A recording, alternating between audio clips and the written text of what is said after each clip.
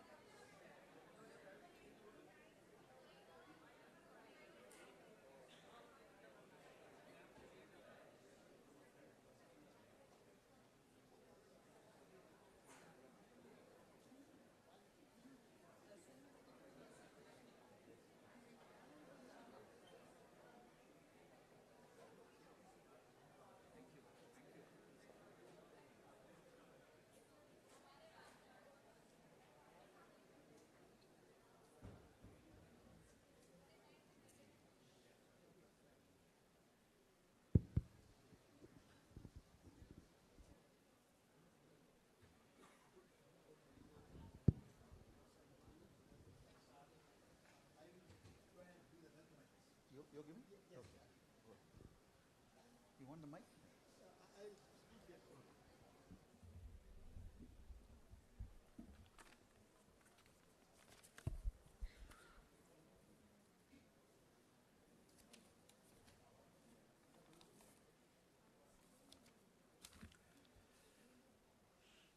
morning.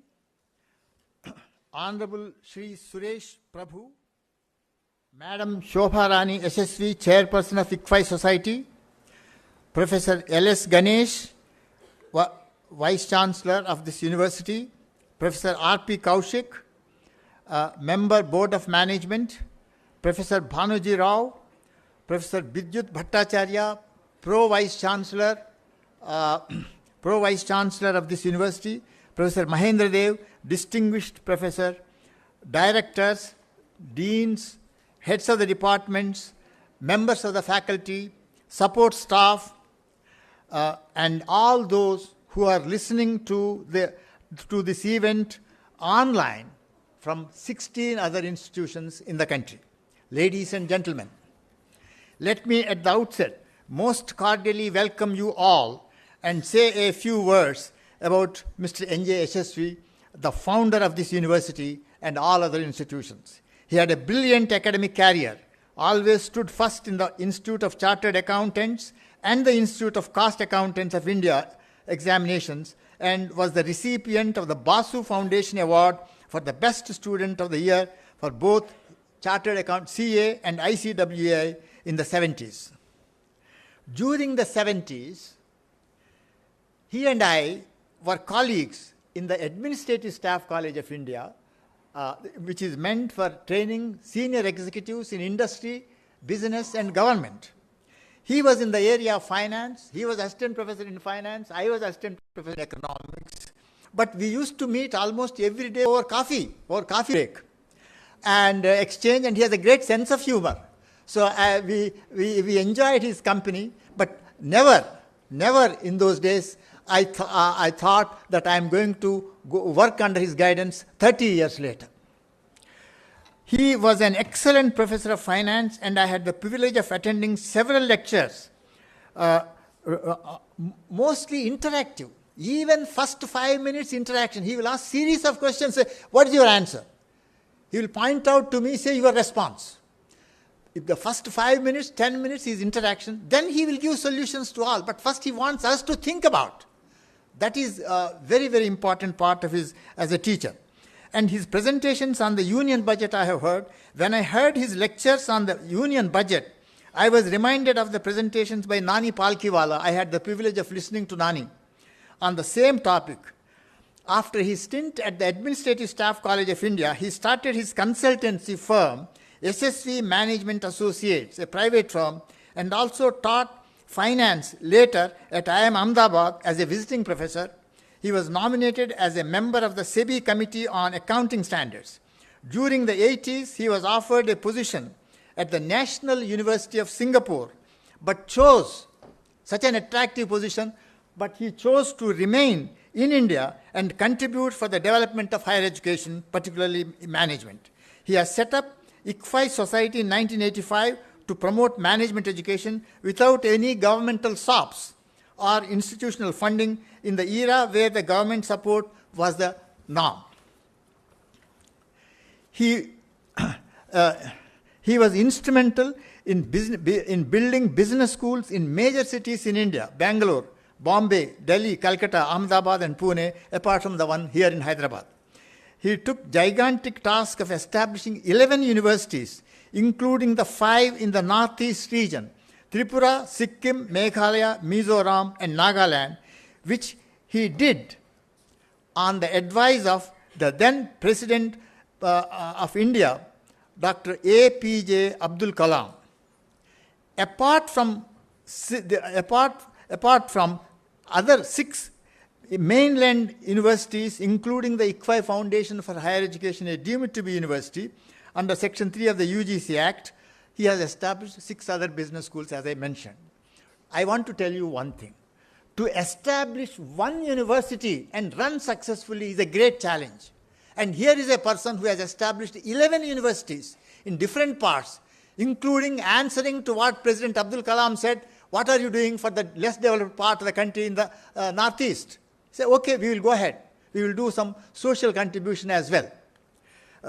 This university was close to his heart. He came several times here, and I had the interactions of several dozens of times with him. This university is called deemed to be university, which has a special status in the higher education system under Section 3 of the UGC Act 1956. I am happy to tell you, most of you may know, that this university has been accredited by NAC with A++ grade. Only about 30 out of 1,000 universities in the country have got that A++ grade. So,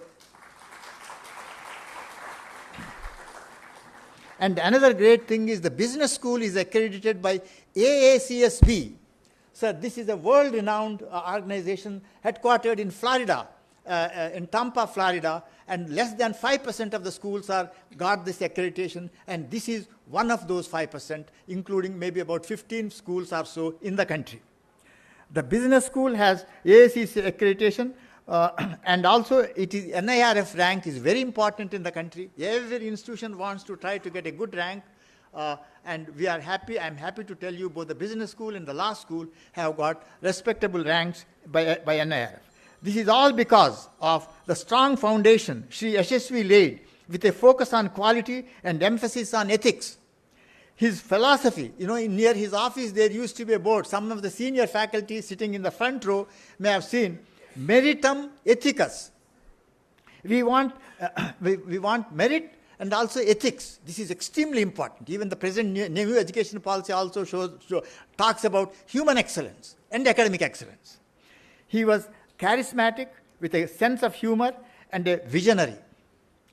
Today's topic is realizing Yesaswi's vision by our chief guest, Dr. Suresh Prabhu. Dr. Prabhu is the founding chancellor of Rishihood University, guest professor of London School of Economics, a world-renowned institution, former union minister with 10 portfolios and 6-time member of parliament. We all heard him several times on the television. Like Yesaswi, he is a chartered accountant, but he has additional 2 qualifications on 2 very important areas, present-day world, especially in the coming G20, climate change and in economics area. Before taking over as the Minister of Commerce and Industry and Civil Aviation, he had the privilege of handling several other ministries like the railways, environment, power, and heavy industries. As the Prime Minister Sri Narendra Modi's Sherpa at the G20 summit, he was the personal representative of the head of a state. He was also the chairman of the task force on interlinking of rivers project, which is again a very important project for the country. He is strong votary of reforms and turnarounds to bring about a positive transformation in the society. His credentials has propelled him into the league of top 3 Indian leaders by Asia Week magazine. In its lead story, Giant on the Move. He is known for his resolve for a healthy balance between 2 important things now facing the world: human development and fragile ecosystem. He has several publications in the area of causes and consequences of mass unemployment of youth, problems of youth in the third world countries, and published several columns on finance and economy, and wrote extensively on socio-economic issues. Now let's all watch a film on Sri NJ Yesaswi before the lecture by Honorable Chief Guest, Dr. Suresh Prabhu. Once again, most cordial welcome to Dr. Suresh Prabhu.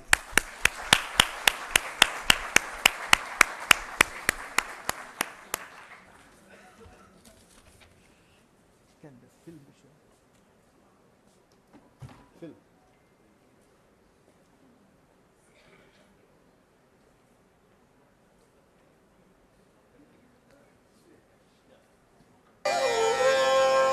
कर्मण्य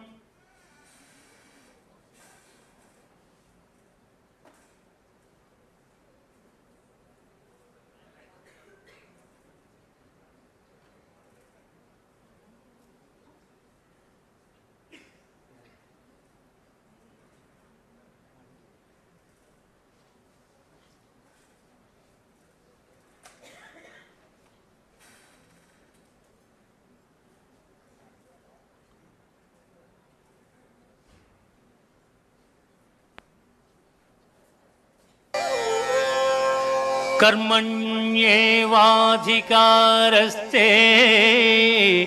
मा फलेषु कदाचन मा कर्मफलहेतुर्भूः मा ते सङ्गोऽस्त्वकर्मणि।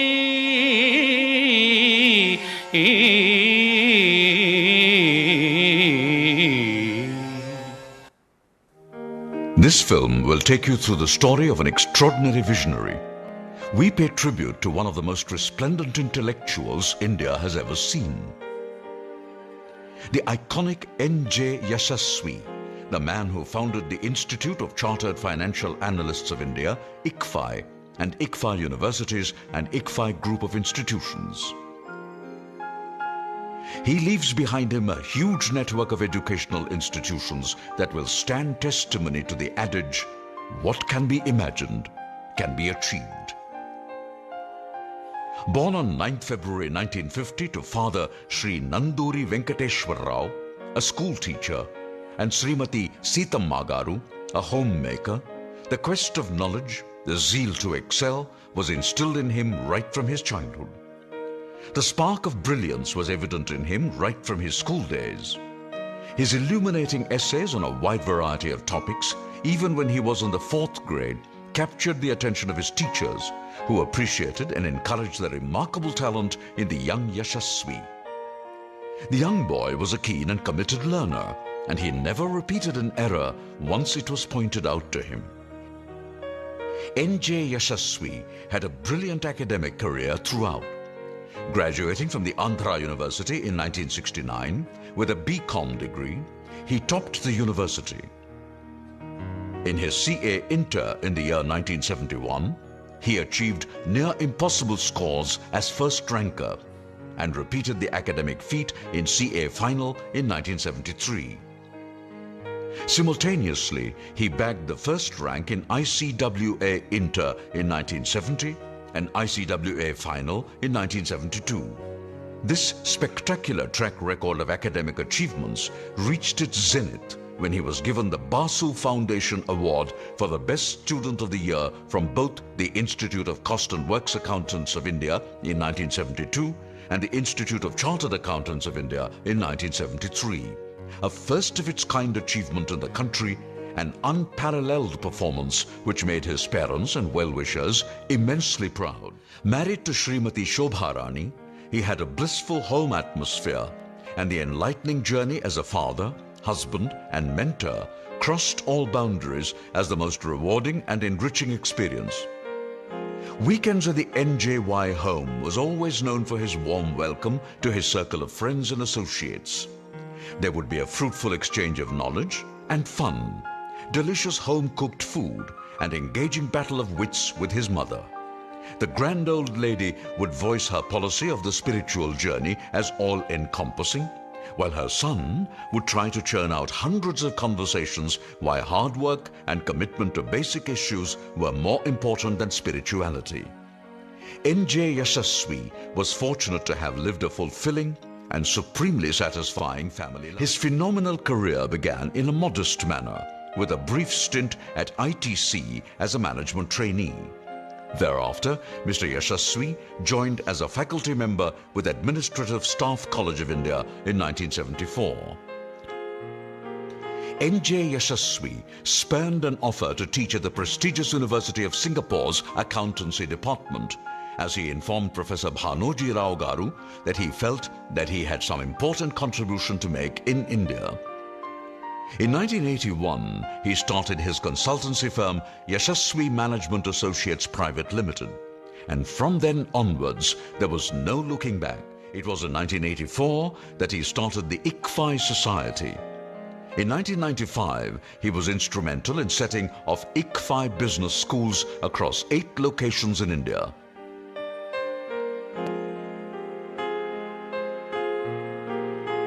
He was charismatic, a great motivator, never tired of talking about ideas, their execution, and delegating projects ably to people according to their strengths.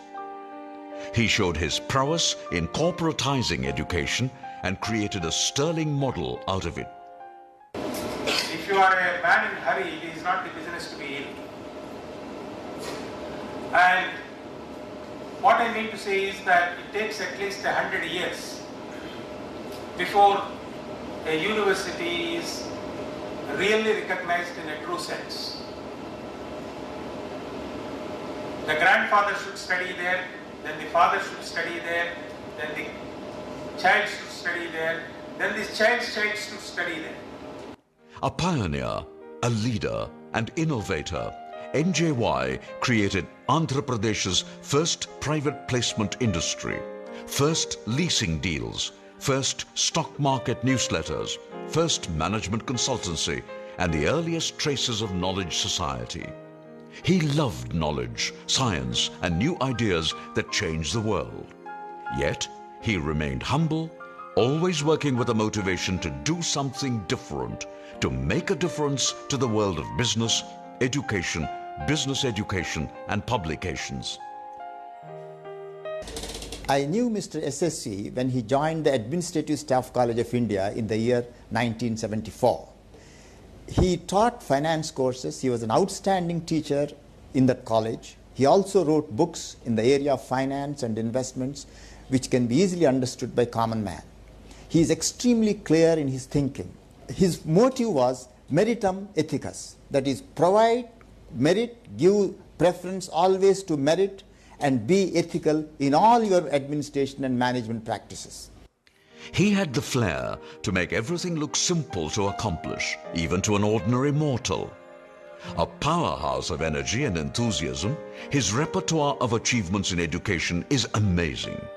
Whether it was a launching of the Chartered Financial Analyst program to make true financial management available to the Indian youth way back in 1985, or constantly updating it to suit emerging needs of the Indian financial markets, starting new programs for the changing needs of the reforming and liberalized Indian markets, or redrafting the curriculum for an existing program to align it with the changing business environment, he sailed through them with effortless ease of a true genius. NJ Yesaswi possessed a remarkable sense of social responsibilities, aesthetics, scientific and intellectual temper, and cultural sentiments. What came naturally to him was his ability to make gold out of dust. A seemingly useless idea or an innocuous thing would spark a business model in his mind. And he was a great practitioner in possibility thinking. In that sense, he was a great economic naturalist, allocating capital to get optimal and even phenomenal returns with scarce resources.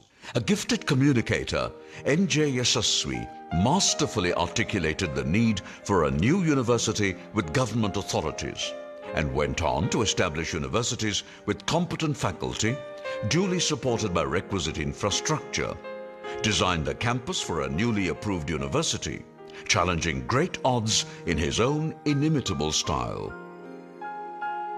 Bequeathing the coming generations with a rich legacy of publications, he published innumerable books on current topics of management, with his unabated desire to bring the latest knowledge to the doorsteps of the Indian academic institution. An achiever par excellence, NJ Yesaswi was, however, not one to court publicity. His favorite retreat was his corner chair, surrounded by his books and photos in plot number 19 Nagarjuna Hills, from where he generated ideas that changed the educational scenario. And his worthy emissaries emulated his ideals, touching the peaks of success and turning their mentors' dreams into vibrant realities. In the last 2 years, he started several new projects. Turning to his roots, giving his mother tongue and traditions a fillip, he ventured to promote Carnatic music, established B.Ed colleges, and also a unique initiative called C.P. Brown Academy, which is today successfully bringing timeless works of Telugu arts and literature within reach of the current generation. NJY achieved so much at just 61, and yet there were so many projects at hand. His entrepreneurial zeal never diminished. For his unrivaled contributions to education, Shri Yesaswi truly deserves a place in the history of the business scenario of Andhra Pradesh and Indian education in general for his life's work. Thousands of employees of the ICFAI group, including people, grew like saplings under the banyan tree called ICFAI, which spawned the biggest service sector boom in education, research, publication and policy making. Some of India's most successful fund managers, analysts, bankers, journalists, software and management professionals, thought leaders and thinking elite have some connection or the other with ICFAI. Either they worked at ICFAI or they studied at ICFAI and its associate wings. The causes he expounded were noble, and it is the duty of his protégés to carry them forward. This is the greatest tribute one can pay to him, standing as living testimonies of his life's mission.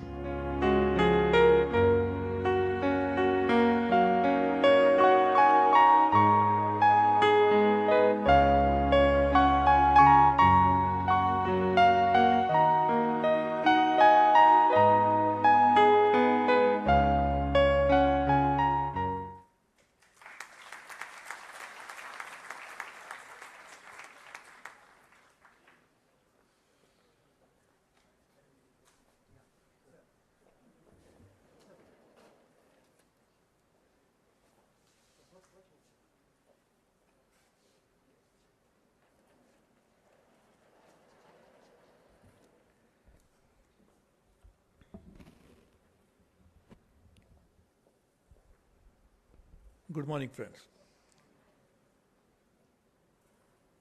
I am extremely fortunate that I can join all of you in paying tributes to one of the greatest sons of India.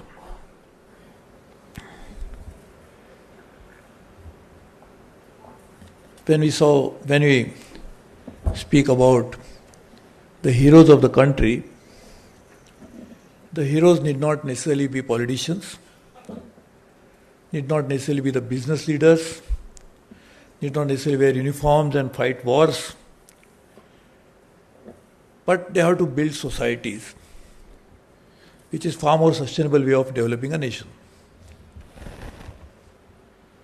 And when you want to develop society, you want to develop individuals who actually form the society. And if you want to develop the individuals, you cannot develop them by giving them free doles, some promise of something better future, but you must allow them to build their own career, own future, own lives by providing them means of doing that.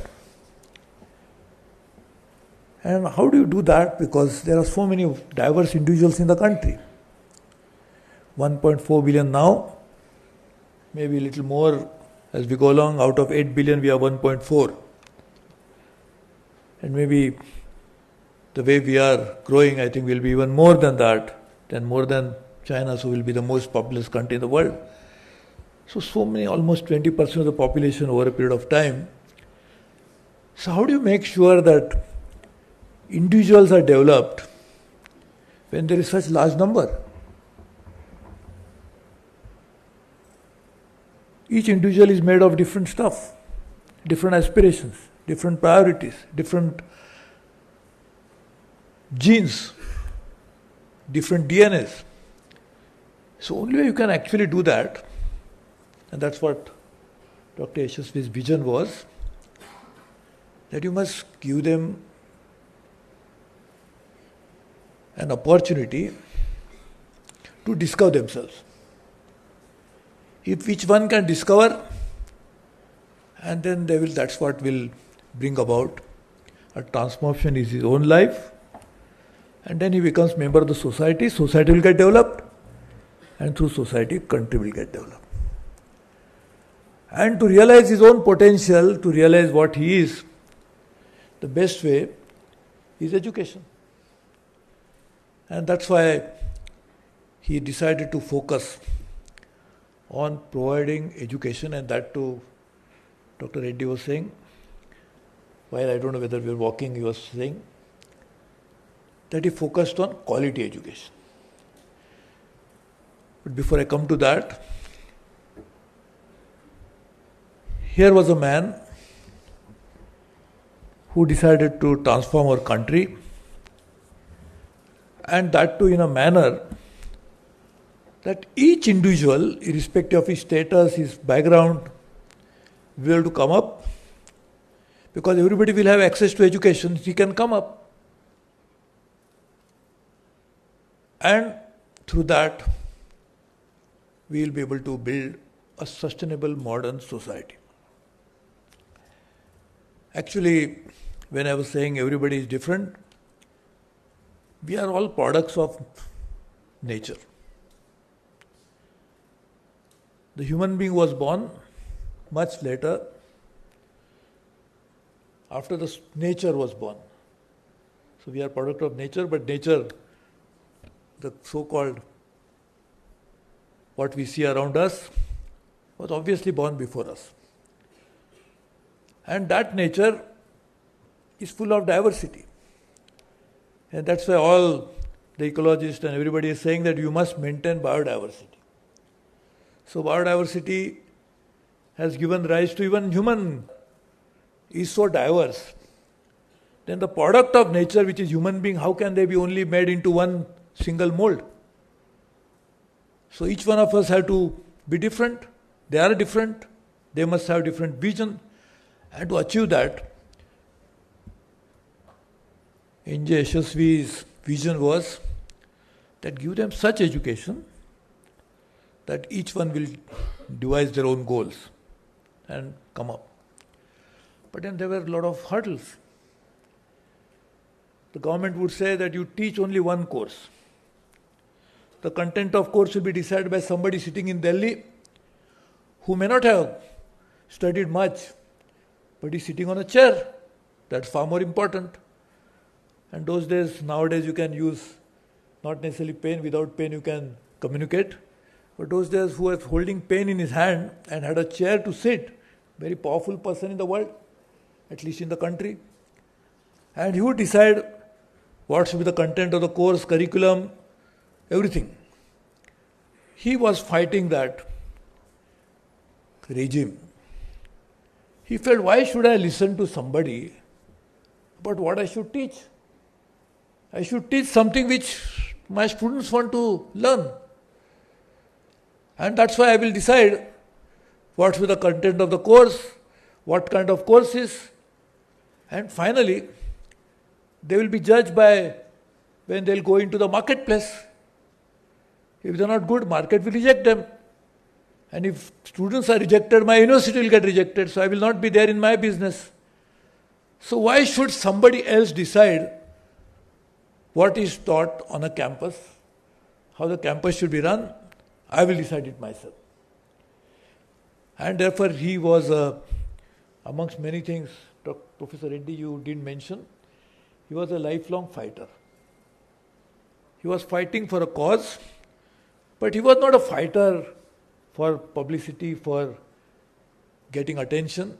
He was fighting for a much larger cause of changing the entire system, wherein that system will allow the latent talent of the country to come to fore.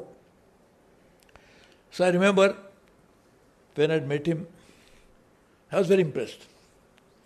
In fact, I am happy that Mrs. Yesaswi is here, and she was telling me that after my lunch with him, he was narrating her about a meeting. For me, it was most memorable meeting, honestly. After so many years, I vividly remember the interactions I used to have with him, not many, but few, but very memorable, because he was speaking something which was completely different than the run-of-the-mill one.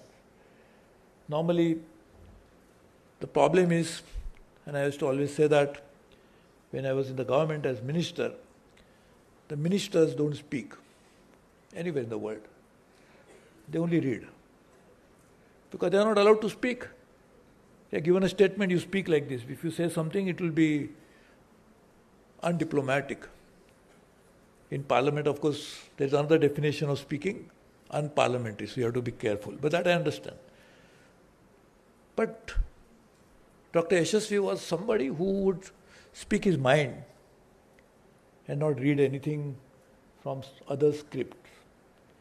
And that's why he was a revolutionary, a fighter, somebody who wanted to change the system without, not necessarily for getting some publicity or anything out of it, but he was sincerely, he was convinced that this system is not allowing the people to grow.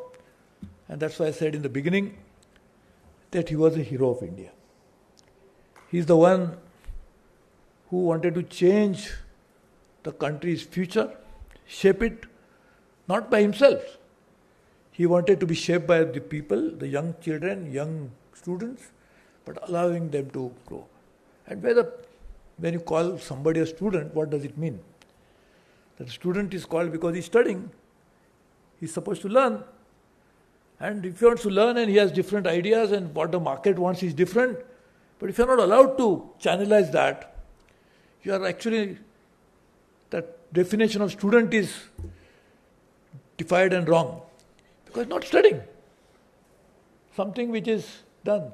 And then the problem of modern education in India at least was, I hope the new education policy will change it, was that education and what was really necessary outside of the campus had no connect with each other.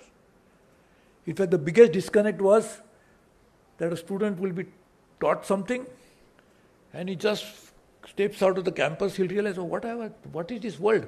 I never seen this world, never heard of it when I was in the campus.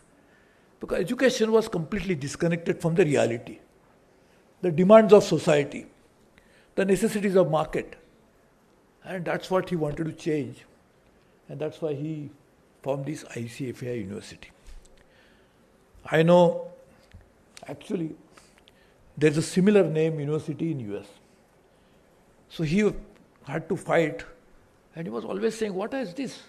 The name, what I am teaching is actually financial market necessities. So you are financial market, I have financial market. The markets are now, in a way, there is that gap between the markets of the world are getting breached. Right now, if you look at it, you can transfer the funds from your account. You never realize when you transfer. Of course, that's another scam, that somebody can transfer money without your consent. That's a different matter. But even with your consent, you can transfer the money less than a fraction of a second. Because of SWIFT, money transfers dramatically. So now the seamlessness of a market transaction means that there is, actually speaking, all the markets in a way are somehow connected. Like the banks are definitely connected. Capital markets not to that extent, but also connected. The money markets for sure, because banks are the ones who deal with money markets. The forex market for sure, what is the rate of, we are talking about Indian rupee devaluate or the losing value against dollar. So what does it mean? That rupee and dollar have connection with each other. Rupee is appreciating against yen. Incidentally, that's a very interesting phenomena we have recently experienced. Or rupee is appreciating against euro. What does it mean? That means euro is a currency of those who are part of the eurozone. US dollar is currency in the US. Yen is in Japan. But when we talk about my currency's appreciation or depreciation against that currency, that means we are connected with each other. So forex market is also connected. So his view was, in that scenario, why not I offer the best education to my students to ensure that they will be able to become the financial analyst in a way that they will understand the trends and the changes that are happening, and therefore they will be able to score over others. Nowadays we say, and we take pride in saying, that listen, Indians, some of the top 500, Fortune 500 companies, many of the CEOs are Indians. Why they became the CEOs of such large companies? Obviously individual trait, talent. But where did they acquire that discovery of their own strength? Through education.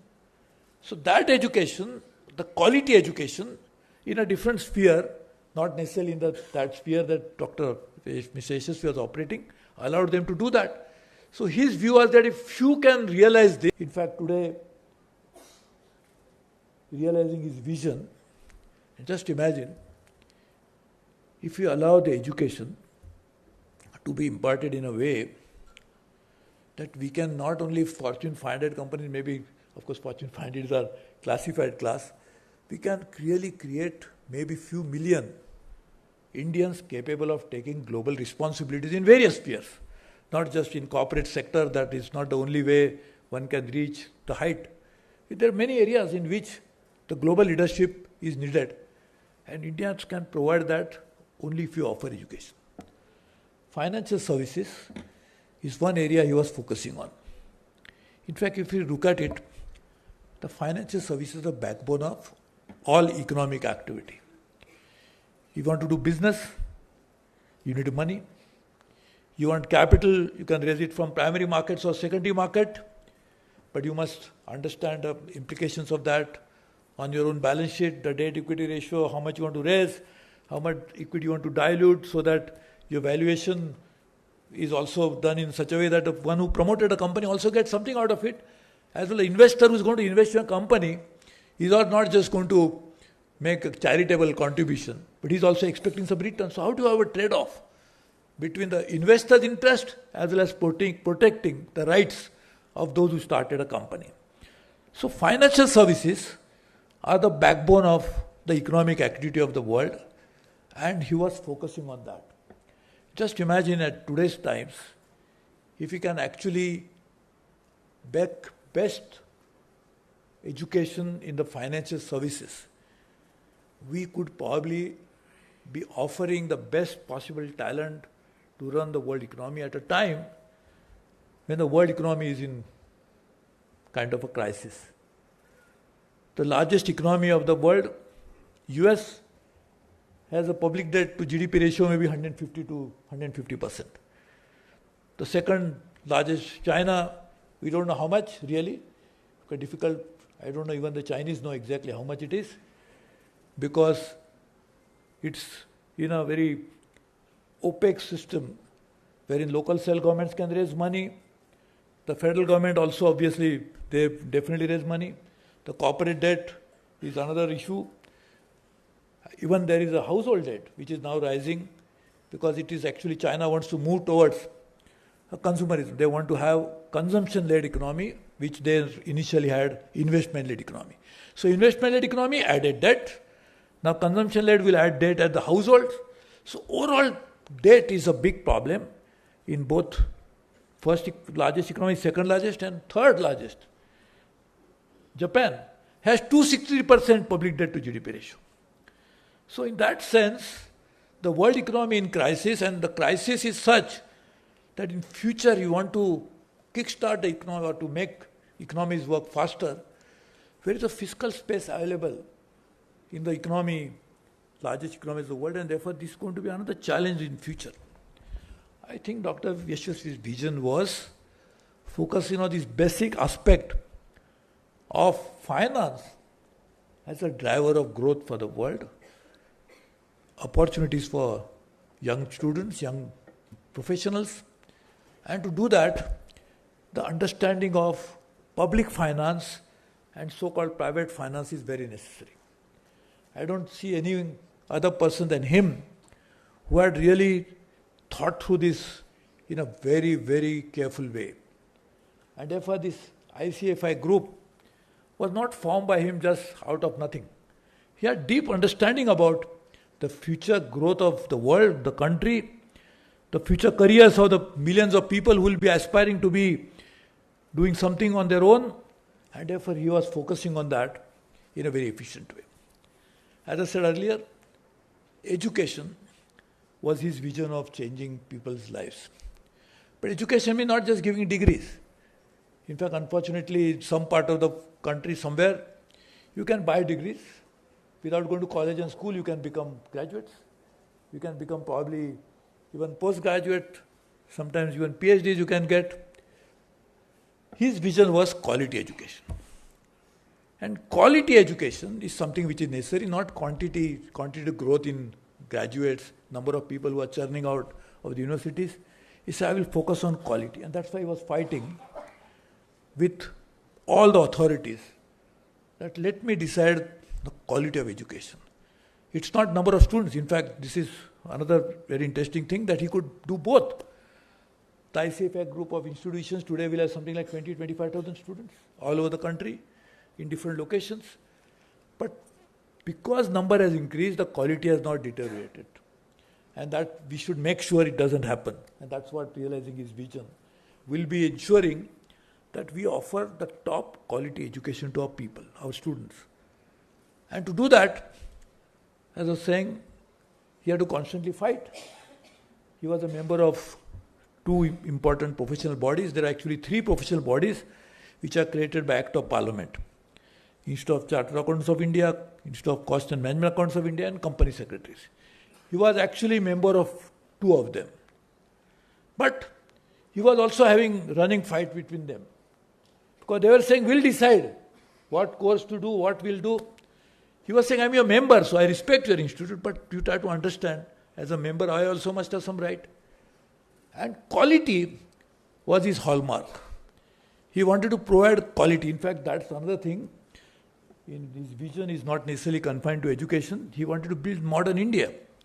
So everything in India that we really need to do is focus only on one thing, that's quality. Everything will fall in place. So outcomes have to be measured in terms of quality. Otherwise we just go by outputs and then we'll never get where we want to go.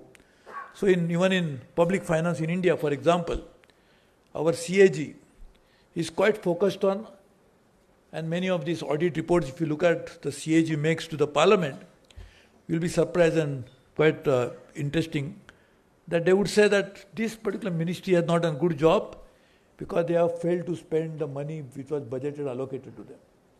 So as if spending money is the only job that the ministry has, the ministry must spend money. Of course they must spend money because that's why it is budgeted for, but must measure the outcomes of it. So outcomes-oriented activities are necessary for India generally. But his focus was quality, obsessed with that subject, obsessed with that idea, his mission, and that too in a field of education. In fact, that's another important thing. If you offer best education, people will then on their own will shape their own career, make their own destinies. But to do that, education is very important, and that's what his focus was. Another very important aspect of his personality was institution building.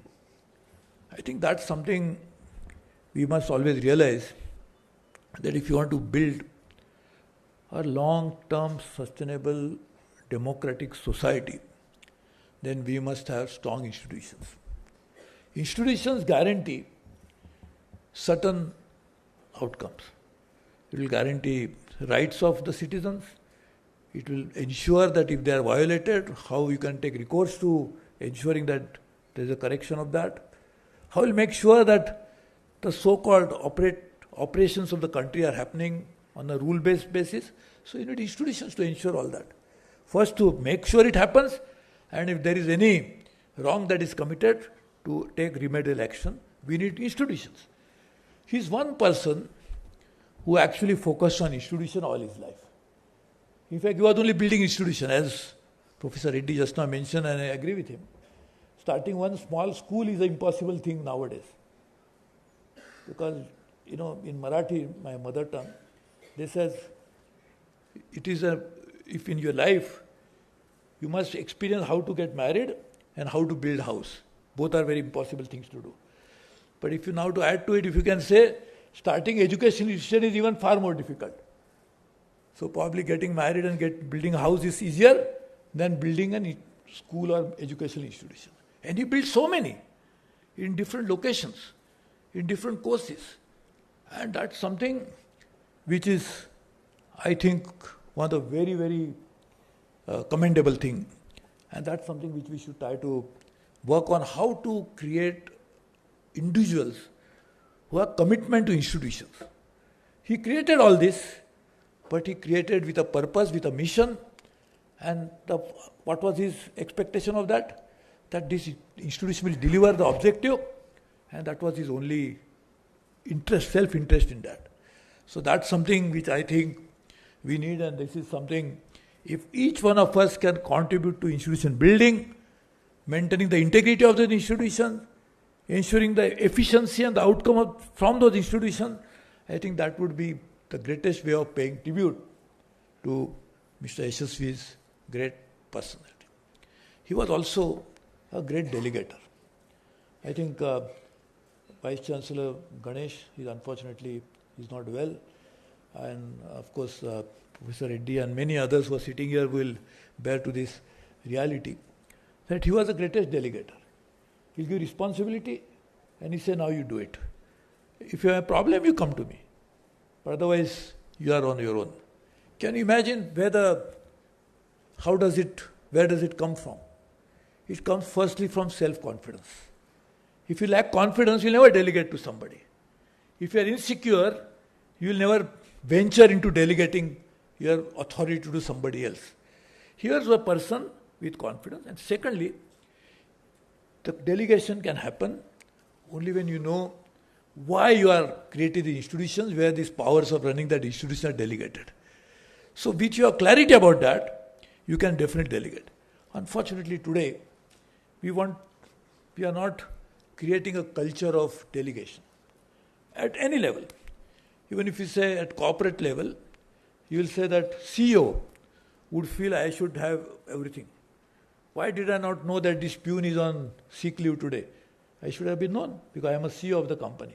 That company's future you can definitely imagine. You don't have to go through the company's horoscope. You'll understand what will happen to such companies. But that's what in our own mind, because of insecurity, because of lack of understanding why this existence of this corporate body or institution happens. He had that clear understanding about that, and that's why he could create such great institutions. I think we should create this new trust-based, confident individuals, trust-based activity, confident individuals, so that we can actually create new institutions as we need. Because if institution presupposes there are many people, and people, everything is centralized, controlled with one person, you can never work and develop those institutions. So I think we really need that, and that again will be paying a great tribute to a great person like him, but also realizing his vision. And one more aspect of his personality which always fascinated me, and this is what I'm talking about, even probably, I must have met him a little later probably, but he started thinking of these ideas much before 1991. Correct? Am I right? So he must have institution, etc. He must have created probably later, but he was thinking about it. So in India, we have started thinking about India's modern economic history begins with 1991. Because we came out with a new paradigm shift in our thinking. We said government, state should withdraw, private sector should come in. Here is a man who had thought about it even before that. I would say probably his ideas came to fruition. He must have been a happy man. That's why I saw his one picture with Dr. Manmohan Singh, who actually, in a way, the credit for reform certainly will go to Manmohan Singh. But I would say, because I am in Hyderabad, I am saying one of the sons, Telugu Bidda, is responsible for this, is Narasimha Rao. Because he had that political courage and political maturity to understand how to steer the reforms in a most difficult way. See, what is technically to be done in reform, everybody knows. So what is important is how to do it, how to navigate it. The political economy is far more important. And there is a very illustrious professor in political economy sitting here, so I should not be saying this. But understanding political economy is far more important to bring about changes in the country. And that's what he understood. So Dr. Yesaswi's thinking was private sector-led changes in the country. Even education should be not necessarily controlled by the state, but outside the state. And private sector-led institution is not for only making profit or something like that, but his idea was that's where the dynamism happens. In fact, if you really look at it, India's growth story is private sector driven. It is entrepreneurial society which can make India grow. In fact, when we were the largest economy of the world a few centuries ago, before the Industrial Revolution, first Industrial Revolution, that time what was India? It was entrepreneurial. It was not that type of the king of or the ruler of that particular time was responsible for growth of that economy, but it was entrepreneurial. Handicrafts, craftsmen, farmers, they were the ones who were responsible for growth of India at that time. So even today, India's growth will be driven by private sector as well as entrepreneurs. So private sector doesn't mean only few, but entrepreneurs of the country. And that's what he believed in, and that's why his focus was on private sector entrepreneurial activities in the country. So if you look at some of his books, I have not read all, but few, and my interactions with him was very clear and very evident that he believed in this reality, that if we allow the entrepreneurial spirit in the country to grow and unleash that power, I think that's what India will be, a very formidable economy of the world. And I'm sure it has a potential, but we are tied up by many obstacles, and if you remove them, we can realize it. One good example is this: he started these education institutions when there are all kinds of restrictions. So in fact, this must have been a challenge to him, that if you remove 10, you cross 10 obstacles, we'll put another 20 in front of you. But he was never daunted by that. He was willing to fight and move forward. But just imagine we remove those obstacles and say everybody has a right now, and as I said in the beginning, equal opportunities for everybody to grow through education, and we allow that entrepreneurial spirit to grow by removing unwarranted regulation. I'm saying all regulations are not bad, some are necessary. For example, environment regulation, they are necessary. Regulation for safety, which are essential. When I was the Minister of Commerce and Industry, I had called the Secretary of Industry, DIPP that time, and told him, please give me a complete way of how to remove all regulation except these 2-3 which are necessary for societies as well as for the next generation. Environment is not just for us, for the future generations as well. So barring that, and therefore there are intergenerational issues, but barring that I said, why should we not remove it so that people can really spend their time into doing something worthwhile rather than spending time and meeting, going into the different corridors of the different government offices. So if you can do that, it will really be growth. So this is what his belief was, that it has to be entrepreneurial, private sector-led growth for the country, and I'm sure it can really happen. I remember I had prepared, because there is no longer a planning commission which prepares any document for future. So I said, let me prepare in Commerce Industry. It was not a plan, because planning commission doesn't exist, so there's no need to plan as well. Because I said it's entrepreneurial, people will choose and pursue. But I said directional, what it would be. So we said if India's economy has to be $5 trillion, where the 5 trillion will come from? So I said 20% will come from industry. Today is only 16%. That's $1 trillion. 60% should come from services, that is a little lower than what it is today. That's $3 trillion. And 20% should come from agriculture. And therefore for each of that, I had prepared plan. So when the new industrial policy was put in public domain, that was for making growth of industry. We had talked to all segments of the industry and consulted them and decided what should come from where. And again, we had decided that in that there will be old industry, whether it's cement and steel. Incidentally, there was no cement and steel when we were the largest economy of the world, because there was no discovery of cement and steel at that time. But today we are there and they are there. So let us not throw them out, but modernize them. But also focus on new industries, which are going to be the sunrise industry of the tomorrow. Whether it is genomics for healthcare, whether it is materials, new materials, which will be the basis of, because how can you have industry without materials? And the stock of material is just depleting. So you have to discover new materials which are sustainable and not exhaustible. And how do you do that? So some of these. Then on services, we have talked about many services, including education, actually. And in education, India has a great ability to be net exporter of education, either bringing people from outside into India or actually offer educational courses in a manner that we can actually link to the rest of the world. So services and then agriculture, which incidentally is even today, after 75 years of independence, continues to be one of the main providers of livelihood for the people. its contribution is less to the GDP and it is going down constantly. That's why I said we can increase it to 20%, $1 trillion. So 1 trillion from industry, 3 trillion from service and 1 for agriculture. And for that agriculture, the first ever agriculture export policy had actually announced, approved by the cabinet. And that has already resulted in, when we made the policy, it was $26 billion of agriculture export. Today there are at least about 60, 70 billion or so. Agriculture export, again, we have to be a little cautious in terms of ensuring the continuity. If we start putting export control, we do not allow, then it creates an issue. But agriculture export has a potential, not just to add to GDP, but to increase farmers' income. Because farmers face double whammy when the production goes up. When the production goes up, the input cost goes up, but the prices fall because production has gone up, because there is no ability to consume excess production in your same area where you are producing it.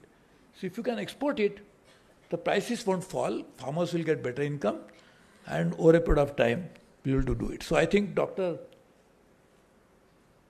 Yesaswi's vision was extremely clear, that we should allow the various sectors of the economy to grow in a way that individuals will benefit, society will benefit, country obviously will take advantage of this.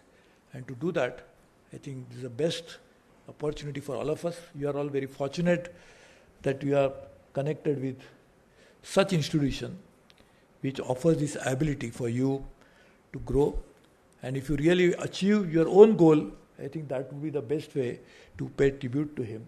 And that was his vision, that I will allow every individual to grow, allow him to grow through education, make sure that we develop a self-confidence in him, to make sure that they will be bold enough to go after their own vision. It is not only Paulo Coelho has to talk about pursuing his own dream. I think every individual can pursue his own dream, her own dreams. And only if you pursue your dreams, then only you realize it. So I think realize your own potential. So I hope you succeed in doing that. I am once again thankful to all of you for inviting me. And it was a little difficult. Tomorrow again I'm going abroad. But I said I will definitely come here to pay tribute to one of the greatest sons of India, who has contributed so much to the new thinking that is going into making what now India is growing, because of such path-breaking thinking of people like him, who wanted to break from the past. In fact, this is a big problem for every human being, that every human being has this problem, that we get stuck into the past, and therefore we can never look into the future. Past is very important, and past is a reality. But future is something which we can shape together if we really unlearn some of the past mistakes. And that's what I'm thinking probably he had realized and really pursue. So thank you very much. I once again thank you for inviting me.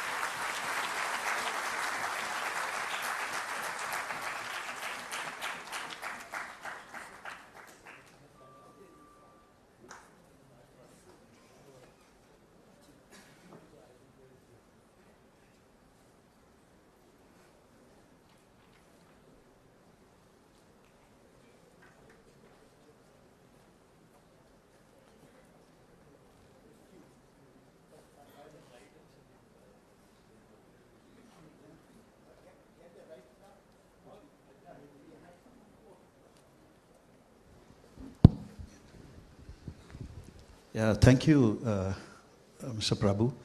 I think that was an excellent, if I may say, an excellent helicopter view of, with the sufficient details at the same time, of Dr. Yesaswi's vision and what it means for our country, even in the current state.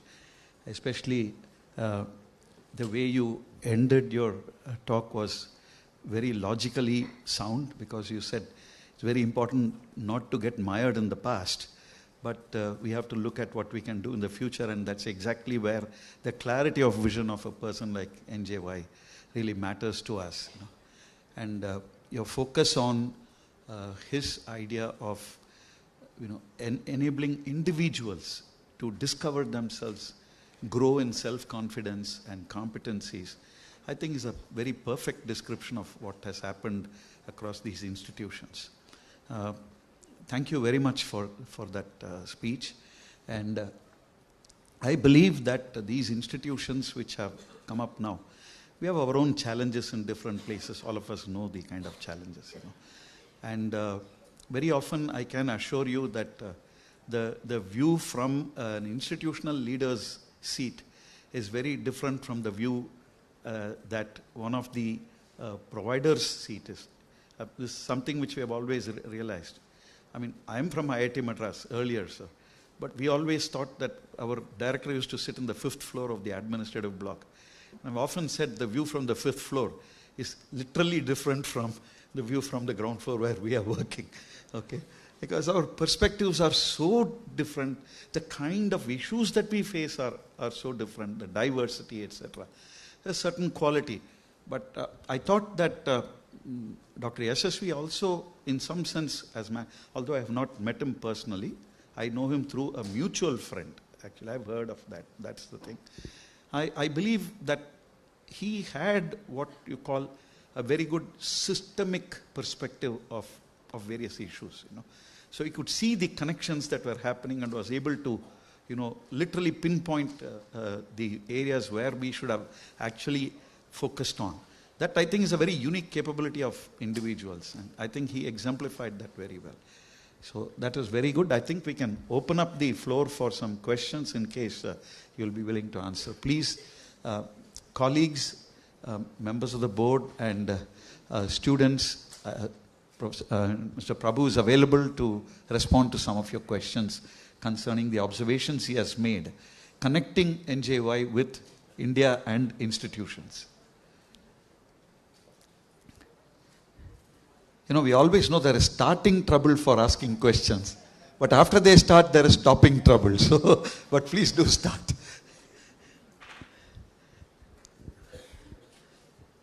Okay, there is a question. Please do introduce yourself and ask the question. I think there is a floating mic coming. Just check up. Yeah.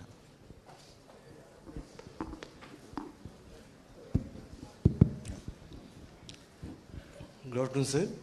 My name is Dr. Anjana Matta, Department of Mathematics in Faculty of Science and Technology. Sir, my question is actually, as you say that Indian education is far connected to the people and same time to grow up. My question is majorly agriculture sector, as you said, connected to the, I think in India many institutions are not connected to the proper rural connection to grow up actually. Why I am giving this question is actually, myself I came from village. I know where, as you said, our VC sir, the people sitting in the Delhi and people sitting in the village, there is far away to connection between them, the 5th floor and I said 1st floor. So what I feel is in India economy, as you said, service sector is giving 60% and 20% is the from agricultural products. I always feel food is a major thing and food is a basic thing for the human beings. It should give at least 40 to 50% to the economy issue of the country. And it should give to world also. As I feel, I came from village, I said 40% of the product of Indian products, the agriculture products basically, we don't have storage actually. We don't have proper storage. That is the reason 40% is wastage is going on in the agriculture sector actually. What are the farmers, they sweat in the fields, as I know, as a son of my farmer's son, I know, they sweat, there's 3 or 4 months they spend it and they make the agriculture products. But in the market, in the site, and go to export site is very poor in the country of our country, as I said. We don't have proper godams in the places of the rural villages. So what way?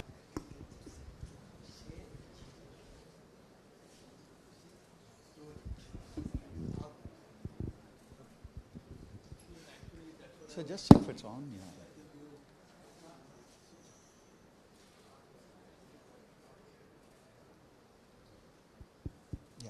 So that's what I was mentioning, that one means is to increase the share of India's agriculture into export. Obviously, that's one way, but there are many other ways of doing it. Incidentally, when you say agriculture, the total contribution of agriculture sector, agriculture means 5 things actually. The horticulture is more than agriculture. So what we talked about, actually this agriculture production is now less than horticulture production. Then there is the milk, the dairies. then there is a meat, and there is also fisheries. So if you combine all that, that's what would actually ultimately mean to that. So it's not just agriculture. So now, in fact, the problem with that is that problems of agriculture are many. So I will not be able to tell you in 1 minute. But one of the challenges of agriculture is the human resource. In fact, there's a disguised employment in agriculture. There are more people on farm than what are necessary. And there was a national sample survey made some years ago. We said that almost more than 40% of people want to live farming because they don't see social status there, they don't realize it. So that's why we have to find out non-farm activities for those who are actually currently working in the farm. So that's one way of increasing. Suppose if the farmer's family start earning more income, obviously those remain on the farm, the per capita income also goes up. And then the family income also goes up. So there are many linkages which you have to bring in with farm and non-farm. So it's not just agriculture per se which has an issue, which is an issue. And there are many kinds of issues. For example, what the big problem of agriculture which we don't discuss is that we have only 4% of the water of the world, only 2.2% land of the world, and we are supposed to produce much more food than what is necessary now, because a growing population, increasing purchasing power would mean that people will spend more on food. Because the people who move from poverty line, the first thing they would like to do is to eat more food, because that's what they never got. And therefore the income goes up. In fact, if you look at a poor family, 85% of the family income goes into buying food. So now the demand for food is going to increase, and food will come from agriculture. Of course, as I said, not only agriculture, food basket will include all these 5 which I just mentioned. But still, the challenge is the natural resources from which you can make either of all of these are getting under serious threat. Water is going down, water table, because we are using now groundwater, so not surface water. And without water you cannot do agriculture. Without, as you used to say earlier, without water you cannot do shaving. But I think that you can do probably nowadays with a shaver, electric shaver. But without water you cannot do agriculture. So where is the water? And that's one of the problems. And in climate change, is going to make the water availability a very big issue. So if you talk about problems in agriculture, this is a big problem of agriculture. So barring other problems, this is one big problem. Second problem, land. There's so much of it, 2.2% of the land of the world is in India. And that is to be used for infrastructure, same land is to be used for housing, same land is to be used for agriculture. And how do you make sure, and then to irrigate, to make it arable area from land. Land is not necessarily arable. To make it arable, to make it ensure that we produce food and agriculture from that, you have to also have irrigation. Irrigation will come from where? On land. You cannot have irrigation in the air. You cannot build airports in air or seaport in the sea. So you need land for that as well. And therefore this is a major issue, and the climate change is going to make agriculture big problem. Even 1.5 degrees centigrade, that's what we are saying now. It's a permissible, rather tolerable limit, which what the global negotiations are taking place, including COP27. If that happens, wheat production is gone. Substantial threat. So what about that problem? So you should talk about such problems, the basic problems of agriculture, besides what we know, whether we lose 30%, 25% of food without reaching its market. It is like a mortality. It's like infant mortality, it's agriculture mortality. But rather that these are the fundamental problems of agriculture which will be staring not only in India, globally, because climate change is a global phenomenon. But some country might benefit in agriculture for some time, particularly the Scandinavia, because they will be able to now produce food more than they, because now the temperature rising would make it more possible. But India has a serious problem. One of the big threat to agriculture will come from climate change. So this is, we have to make climate-proof agriculture. We'll have to create new seeds which can withstand such heat. We have to make sure that and then water. In fact, where is the water for agriculture? So how we are going to do it? So I think we'll have to think about it in a much broader way rather than talking about it in a superficial level. So it is a very important issue. Thank you, sir. Any questions, please? Yeah, I think there's a lady. Can you pass on the mic to the lady, please? Ma'am, please introduce yourself and then pose the question. Yeah, the mic is coming. Hello. Good afternoon, sir. I am Dr. Kesari, working in ICFAI Law School. I have a small clarification related to that of the economic development of Indian economy. As economists, we have learned India requires a strong industrial base. That was the policy during the second 5-year plan. And then presently, if we can take the current scenario, it is the service sector reaching almost up to 60% and above. Under these circumstances, what is the base for strong industrialization in India, and will it be a sustainable development for the years to come to reach whatever the $1 trillion ideology which has kept by the government from time to time? Thank you, sir.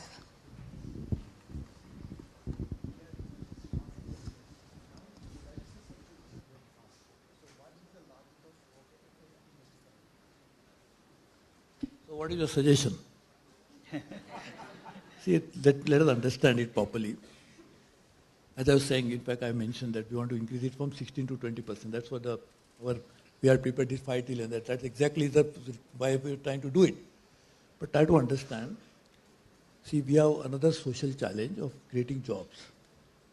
Now, industries of future are not going to create jobs. In fact, they might displace jobs. Automation. Because the technology and the fourth industrial evolution and beyond, even fifth and sixth or whatever it will come in future, they will be all technology driven. And one of the challenge of technology, we have to use technology, of course, no question about it. But problem of technology is that technology will have less labor intensive production. So industries, we'll have to think about that. That's actually exactly I mentioned, what of industry I mentioned about it. So I don't want to repeat it again. So that's why we are focusing on. Now services, this has happened not by design, it has happened because that's how the economic activity in India grew. Not necessarily at the expense of industry, but services are growing at such faster rate that industry couldn't keep pace with that. Or agriculture can never keep pace with that. Agriculture cannot grow at 10 and 12% because agriculture is natural resource driven activity, economic activity. So you cannot grow land because you want to more GDP. So that's the limitation. The services sector, the advantage is, I'm not advocating that services should grow at faster rate, but advantage is that services create possibility or the propensity to create more jobs. And that's why services are not something we should be wished away. But my view is that services by definition means what? You are serving something. So if the underlying sectors, whether agriculture or industry are not growing, services sector cannot be long-term growing properly. There are, of course, in US, the largest economy, the services are the largest contributor. In China, the contribution of industry is about almost 35-40%. But in US, it is more than probably at least 70-80% will come from services. So services at that level of growth, I understand. India, we need definitely blue-collar workers. And that's what will come from industry. But what industry is a challenge, and therefore we have to think about. That's exactly what I was mentioning, that we focused on what industry, and that's what I mentioned. So I hope you are only taking that idea forward. Thank you. There's another, okay. We'll go there first with you. You have the mic, yeah, sure. So good afternoon, sir. This is Ishan Chaturvedi, MBA 4th semester students. And we, the students of IBS Hyderabad, are really thankful for your presence today. So with your permission, I have one question. It's like if you, sir, what's your take on privatization of Indian Railways and what's the future of it? That's a good one. Sir? No, sir. No, he didn't. Sorry, sir? No, what is your view? He's asking. I mean, you already questions you back. You are going to live much longer than me, so what is your view? Sir, I'm no one to give my view, but what I have read, I can say that it's a strategic center and we should not privatize it. Because the control of the government will be spread to the private sectors and the control will be shifted. So you are the future, so we'll agree with your view. Sir, I would like to hear from you, sir. Few words. When we talk about privatization, we use some terms very loosely. What is privatization? Privatization means the ownership of railway, which is 100% owned by the under Ministry of Railway. It's a department enterprise. Or the ministry runs it fully. So the Ministry of Railway has no other work to do except running railways. That's the only work they have. So, do you mean when you take privatization, by normally, you said 51% of that ownership should be transferred. So I don't think anybody in the country or in the world can actually, if the valuation of railways made properly, including the land, everything, that everybody will have the 51% of money to take railways. That is one, the money part. And secondly, I don't want to think anybody wants to take headache of running railways by borrowing that tension of running the railways. So it's not privatization of that kind. So therefore, I don't think that kind of privatization can ever happen in railways. What is important is the sum of the services that railways offer to the people. For example, I will give an example. When during my time we started this, we started a program called e-catering. We said you can get the food of your choice in your seat. You decide, when we kept adding vendors, you decide you want Domino pizza, I'm sure you like it, but not me. So I think Domino pizza for you, and for me maybe curd rice. But if both have different taste, and I want to get that pizza from a particular shop. Of course, you cannot get in Hyderabad station pizza from Delhi. That is not possible. But maybe when you are boarding a train in Hyderabad, the choice of shop from there. So we started that. That was a private activity. So does not change the character of railways. It betters the services. Then we started a program called cleanliness. And we had a program in which we said that clean my coach. So nobody will believe it now. Now it has become quite common. But when we started it, nobody believed it. That you send a SMS saying that clean my coach. And in 15 minutes, the coach has to be cleaned. We started with few trains that time. And one person told me an interesting anecdote. He said after he sent a message, the coach was clean. The person came and was standing next to him. He thought he was expecting tip, that's why he's standing there. He said, no, if you don't send another SMS saying that it is now clean to your satisfaction, my job will be at stake.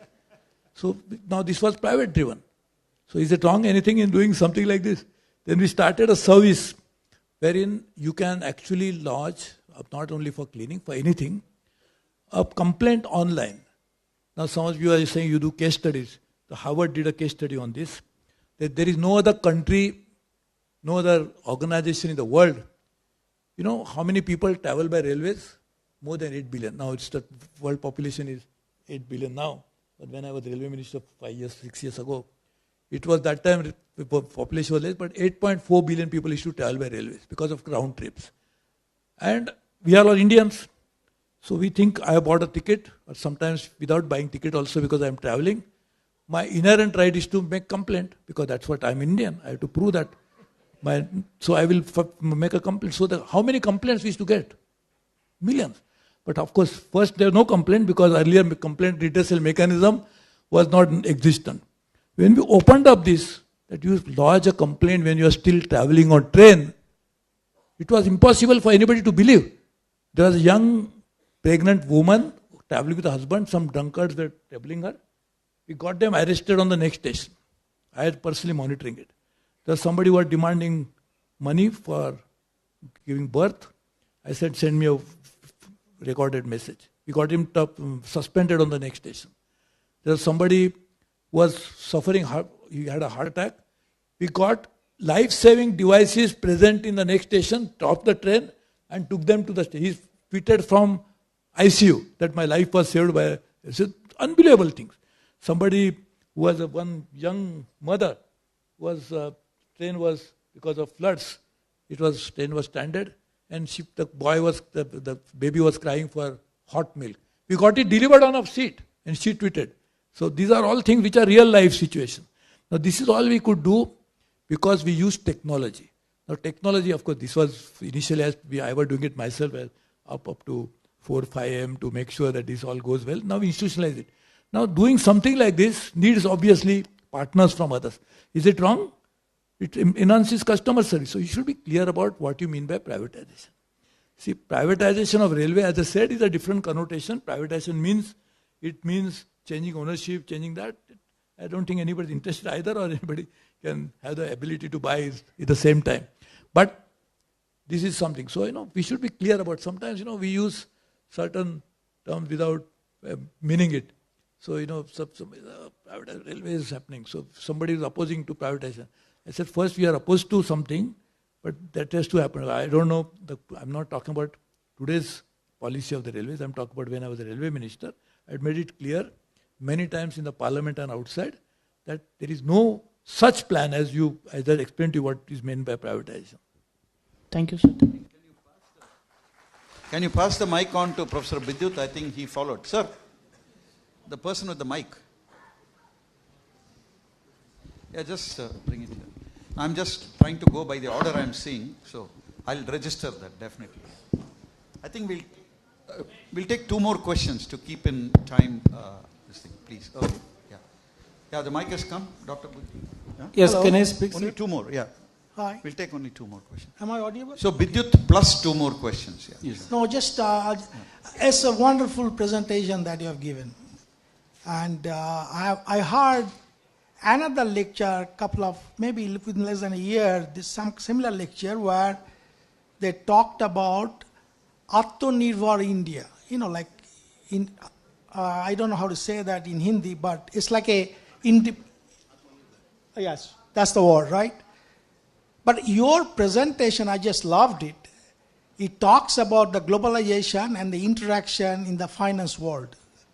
And I see the same thing, bigger technologies the same way. It's a comment for me, but I mean, it is all, these days the things as such, we always need to have everybody around us to make a best product out of it. You know, best thing out of it. And that's what probably you said indirectly. So why, and there's another thing I said, we have to export things. I'm pretty sure we are very top ranked in terms of, you know, cultivation and whatnot, we say fishery, this, that, etc., etc. But another problem is our mindset is very bad. If you sell haldi, you remember the story of haldi, the people making all the medicines out of that, and then we filed a lawsuit against another countries. The problem is, in our mindset of Indian people is one of the fundamental things that has to come from the education, that we are all same people in the whole world. It is not only India. And the connections are there. Today if you drop a bomb in Japan, there will be no more Intel chip will be coming out. If you drop a bomb in the Penang, Malaysia, no chip will be coming out. But if you drop a bomb in India, chip will be still coming out.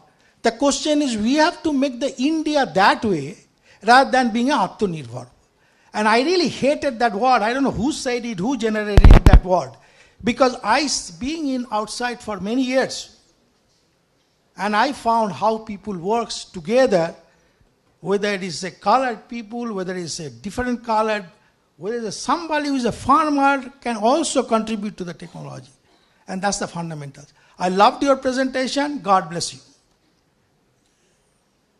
I think the point was about changing the mindsets via education. Am I right with this? Yes. I think that was his key point here.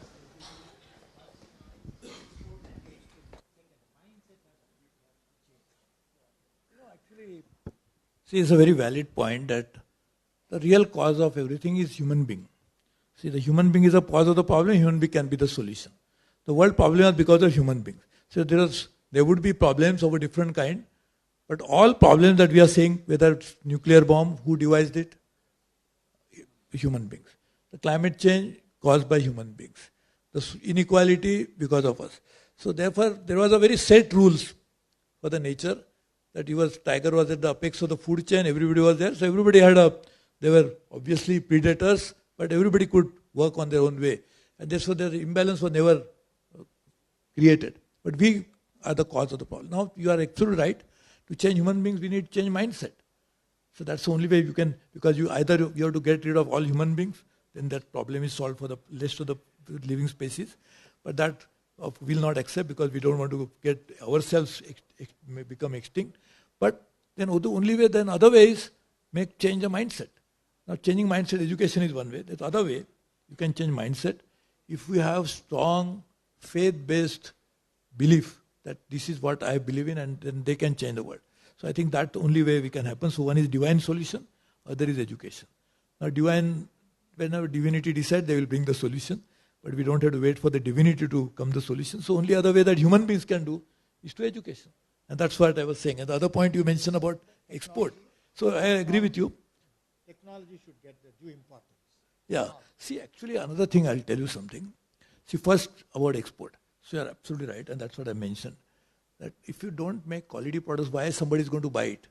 Are they in charitable institutions that they're going to sell later buy? Because like we do it. Self-help group has made something, so Diwali we like to buy. So we feel that I am satisfying my so-called inner good towards them feeling. But otherwise, the rest of the world, why should they buy if the quality is not there? So quality is perfect. I mean, I fully agree with you.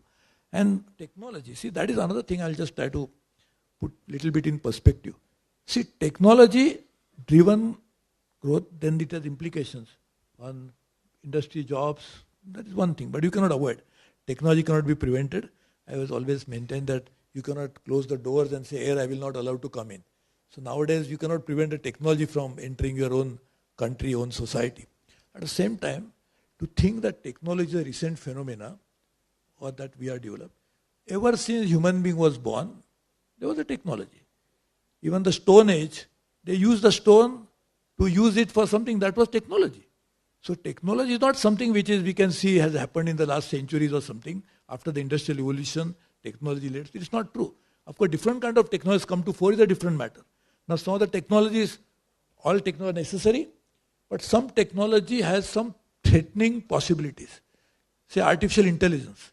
Artificial intelligence is now going to have intelligence without wisdom. What, I'm not again coming to the point, I'm not saying human beings have the wisdom. If they had the wisdom, the problems would not be created.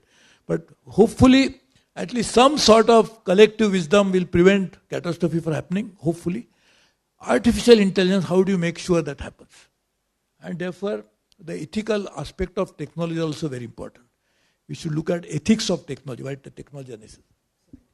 I think given the time, we'll stop, sir. Yeah, you have to, can you take one? Oh, he has a flight to catch, so. Yeah, one more question he is allowed. Yeah, sir, please. Bidut, you have the mic? Okay, sorry. Okay, fine, it's gone. Yeah. Hello, sir. Sir, this is Dr. Rajesh from Economics Department. I am a faculty of Economics Department. So, as we all are, educationalists and intellectual people are present here. So, my question is, we are talking about the quality of education, right? So, you see, of course, over the period of time, this QS ranking and the Times Higher Education ranking, Indian universities have come forward a little bit, right? Then, but we are still far away from the developed countries, the ranking system. And I believe, so many universities, including Central University, are there. You will find one or two faculty members are running the whole department. So in that case, how can we expect a quality education in the whole country? And of course, some private universities have come forward to fill up this gap. But again, these private universities are for these whole family persons. So those who are coming from the rural villages, those children are deprived of this education. And the rising inequality which is existing in the current time period, the rise in educational inequality is also one factor which is rising leading to economic inequality. So in that case, how do you see the progress of Indian education system and the quality education system in the future life? Thank you, sir.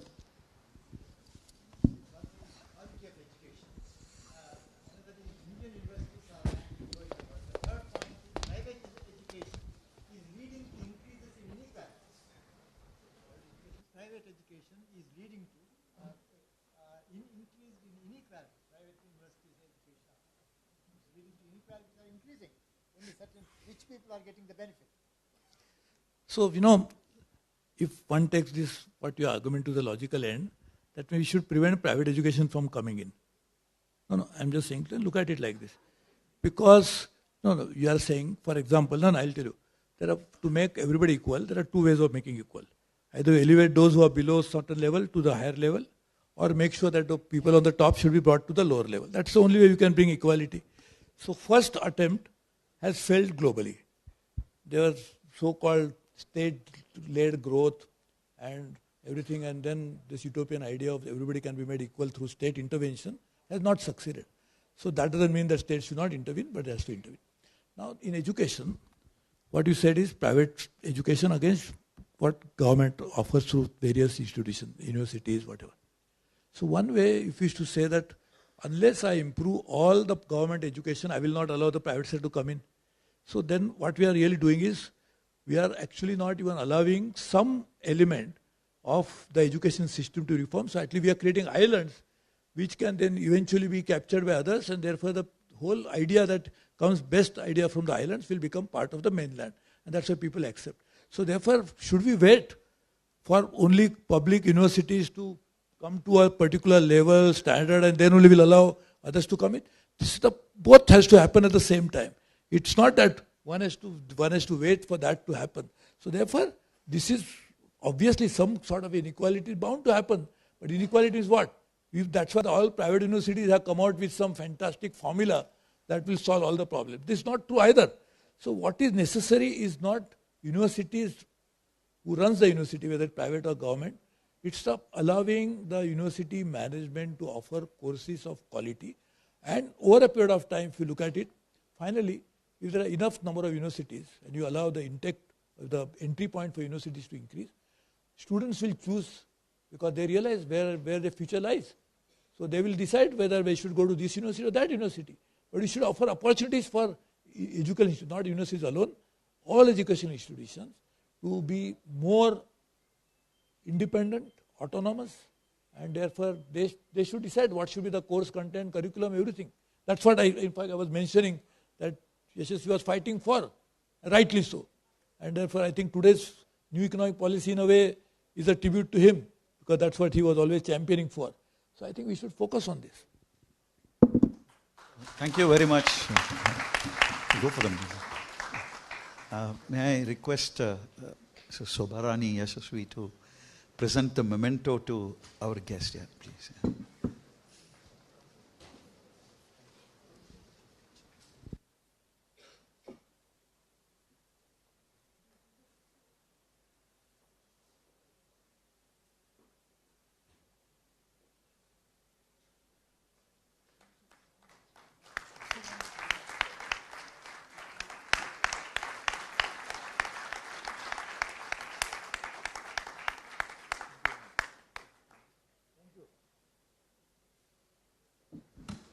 Thank you very much, sir. Thank you, Mr. Sobarani. May I request our Registrar, Professor Vijay Lakshmi, to deliver the vote of thanks. Yeah, sure.